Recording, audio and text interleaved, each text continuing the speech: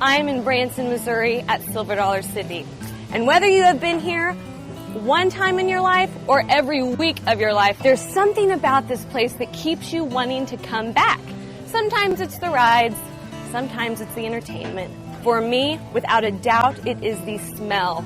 And the one place responsible for that is right here at Buckshot Skillet Cookery. And I can't wait to see how they do what they do. I am with Pam here. She is the manager for the food division here in Silver Dollar City, and she gets to oversee all of this yumminess. And Tina, her assistant. Tell me first about this recipe, because it tastes like it's homemade. It is. It is a home recipe from one of our employees here. She came and brought this to us and talked to our director, and finally the director said, yes, get that out there. Let's just see what the guests think about it.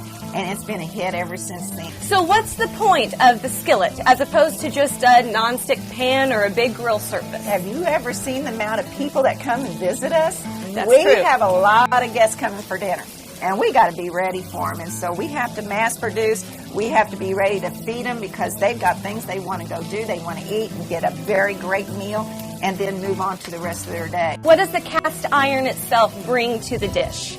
The cast iron brings that kitchen that you have at home whenever you use a cast iron skillet at home. It gives that flavor. It gives that crispiness. That crispiness. It just smells wonderful. Oh, it does. And you can smell it as you're coming down the hill. This is a one-stop shop. Breakfast, lunch, dinner, and everything in between. Tina here is a second-generation skillet master. She's going to layer the corn up and then put the okra on top.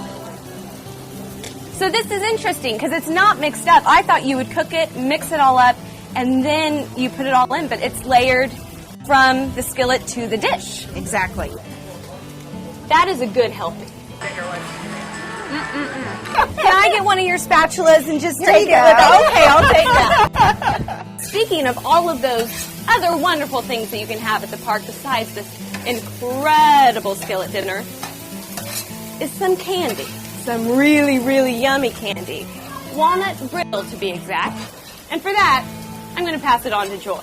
Thanks very much, Beth. I am with June Ward, and you have the best job in here. You're a master craftsman of candy at Silver Dollar City. You've been here a while. Yes. How long? Since 8 o'clock this morning. Oh, I don't mean today. How long? About 45 years. 45 years.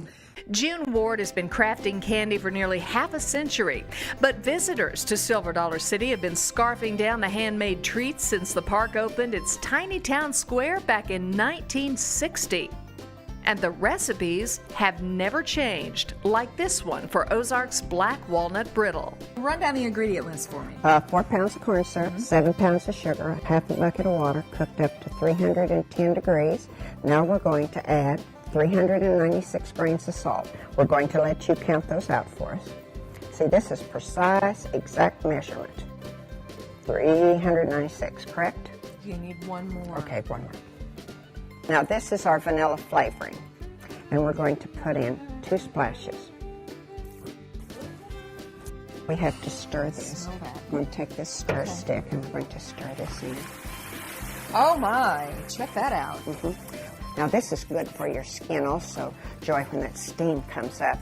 And notice that odor, that vanilla. Oh, it's fantastic. Oh, it smells good. Once the brittle reaches just the right temperature, June stirs in fresh Ozark's black walnuts. When the hot mixture is stirred, it's poured out to cool. She's going to put the hot side down, the cold side up. As the brittle cools, it's hand-stretched, cracked, bagged, and sampled. Isn't that beautiful? It is. Visitors think it's beautiful too. They take home 90,000 pounds of black walnut, pecan, and peanut brittle every season. And to think, all that sweetness starts here at Silver Dollar City's corn syrup well. And that's why we're all candy makers. We've often thought, you know, if they'd have hit precious metal, we'd probably been rich. But my gosh, just think we still wouldn't have had the sweetest job in Silver Dollar City.